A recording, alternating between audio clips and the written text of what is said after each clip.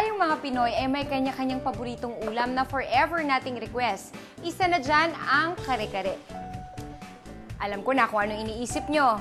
Hassle i-prepare. But don't worry, ang version ko ng kare-kare ay mas madaling gawin, mas masarap at siguradong babalik-balikan nyo.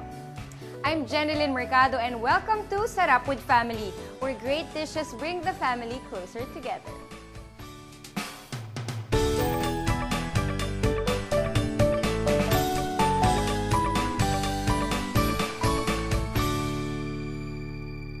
Jen, balita ako, magluluto ka raw ng kare-kare ah. Ay nako, confirmed yan. Oo. Chismis na narinig mo. At ito ang gagamitin ko ha. Can afford recipe dahil CDO Ulam Burger ang gagamitin ko. Ang tawag dito eh, CDO Ulam Burger, kare-kare. Teka. Burger patty ang gagamitin mo sa kare-kare? Teka, Oo. posible ba yan? Oo naman, hindi lang basta burger patty, CDO Ulam Burger ang gagamitin ko. Ito ang mga ingredients. 5 pieces CDO Ulam Burger, 2 cups puso ng saging, 2 pieces bok choy or pechay, 2 cups string beans, 1 piece eggplant, 1 cup ground peanuts, 2 tablespoons peanut butter, bagoong to taste, 1.5 cup beef stock, 2 tablespoon annatto oil, 3 tablespoon toasted rice ground, 3 cloves garlic, salt and pepper to taste. Mike, ready ka na ba? Ready na ako. Okay, simulan na natin. Initin lang muna natin. Pag mainit na, lagyan natin ng oil. Tapos, i-fry natin ang ating CDO Ulam Burger.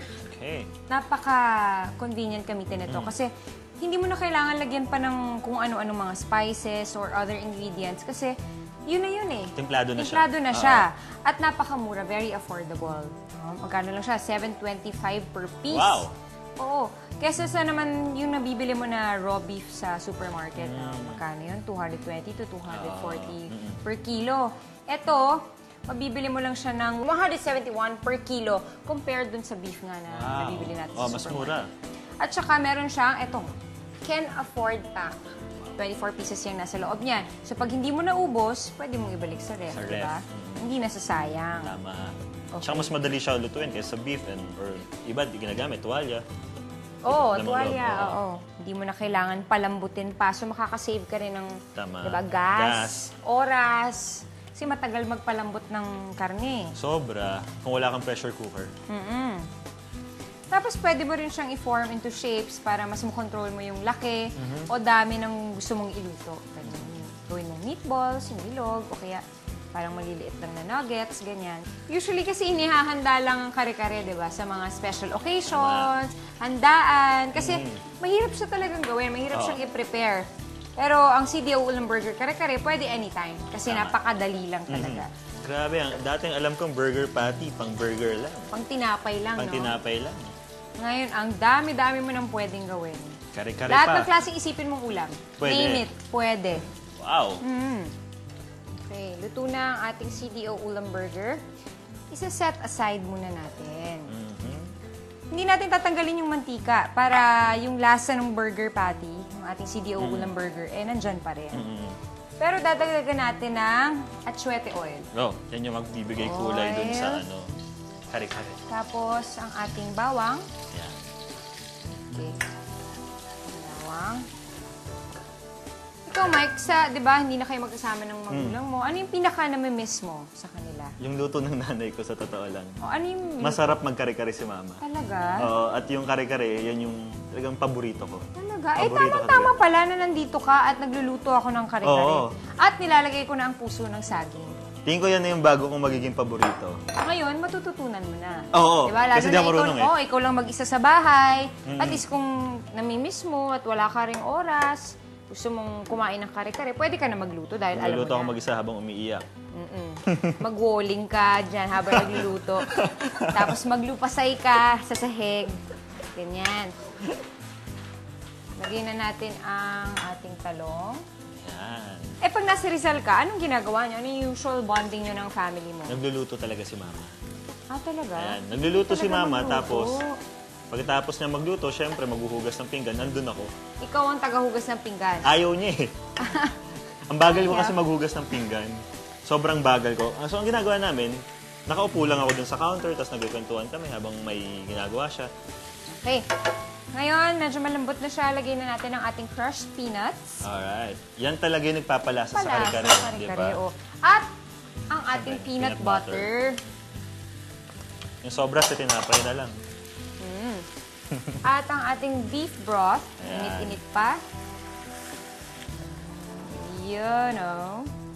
Hanggang sa kumulo. Hanggang sa kumulo. Itong giniling na bigas, giniling na roasted na bigas, ito yung magpapalapot dun sa kare-kare. Oh, wow. Oh. So, ilalagay na Kasi ang natin. alam kong pampalapot, Cornstarch. cornstarch. Oh. Okay. Pag sa kare-kare pala yan ang ginagamit. Kasi usually kapag sa sinigang ang ginagamit, it's either gabi or okra eh. Yun yung magpapalapot. Pero Papalapot. ito yan. Ang galing mo Talagang marunong ka magluto Talagang pinapasiklaban mo kami ng mga techniques mo Sarap to. Parang na-excite ako dun sa ating finished product. Okay. Ito na ang ating sitaw. Sitaw. Pwede na natin ilagay. At At ang ating pechay. pechay. Ayan. Naku, parang ang sarap-sarap na niya. Yan na. Konti na lang. Kakain na tayo. Na. So yung bagoong mo, optional yan. Oo, optional yan. Pero para lang medyo salty ng konti, lalagyan natin konti lang. Oo, to taste. Ngayon, para makumpleto na ang ating kare-kare, syempre ilalagay na natin ang ating CDO Ulam Burger. Para makumpleto, yan na yung ating finishing touch. Yan. Yan. Sarap tignan. Bango Sobrang bango. Gusto matikman? Sige. Para bago natin ilagay sa ating plate. Okay. Ang sa tingin mo, lalagyan pa natin ng bagoong? Para sa akin, hindi na. Okay na, on the side na lang. Sige. Okay. Ready na ang ating CDO Ulam Burger Kare-Kare. Tikman na natin. Yan, may kanya-kanya pa tayong bagoong. Thank you. Sige. Asan na yung plate mo? Lalagyan kita. Thank you. Yan. Kanin. Sige. Oo naman, kasi hindi kumpleto yan pag walang kanin. Parang mas masarap pa rin talaga pag may kanin. Oo. Ano, kamusta? Anong masasabi mo sa ating CDO Ulam Burger Kare-Kare? Sobrang sarap nito Winner na winner yung kare-kare mo at beef na beef yung lasa. Ang sarap. Grabe. Diba? Ang sarap. Diba? Ang sarap talaga. At yan ay dahil gumamit tayo ng CDO Ulam Burger. Yun ang sikreto. At para sa akin, hindi na siya kailangan mong gamitan pa ng bago. Ako din. Siguro konti lang, pero okay na. Ulit-ulitin ang pag-experience sa sarap ng CDO Ulam Burger Kare-Kare. Just fry CDO Ulam Burger, then set aside. In the same pan, use a sweaty oil to saute garlic, puso ng saging and eggplant. Add in crushed peanuts, peanut butter, and beef broth, then simmer till sauce thickens. Add in toasted rice. Then add sitaw and pechay. Serve with rice and bagoong on the side. Thank you, Mike. At maraming salamat sa inyo, mga kapuso. Now, you can enjoy your favorite ulam anytime with CDO Ulam Burger. Magkita-kita po tayo sa susunod dito lang sa Sarap with Family. Sarap? Sarap talaga. Grabe, no?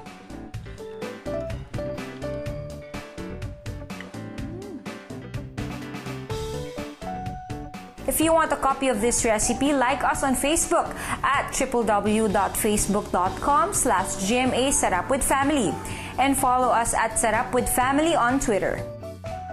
Sarap with Family is brought to you by CDO Ulam Burger, CDO Idol Cheese Dog, CDO Fantastic Young Pork Tocino.